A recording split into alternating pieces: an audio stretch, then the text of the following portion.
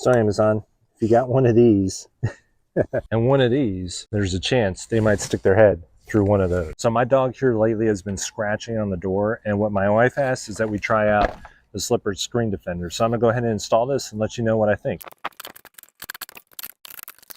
All right, so that's it for the install. It's actually pretty easy. Let me flip you around here and I'll show you. All right, Amazon, so putting this in is actually really easy. What you want to do is slide the corner in by tilting it into either side, and then you use the latch just like a regular screen latch and pop it in there.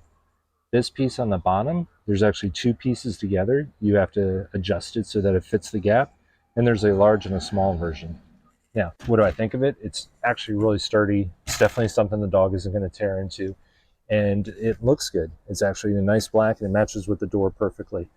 The only quirky part about this is getting the right size. There's variable sizes, and what you have to do is measure with the door open from edge to edge of the open gap. Mine came out to 29.5, so I ordered the 30-inch, and it fit perfectly, no issues. As always, Amazon, I hope this review helps you with your purchasing decision, and I hope you have a great shopping day.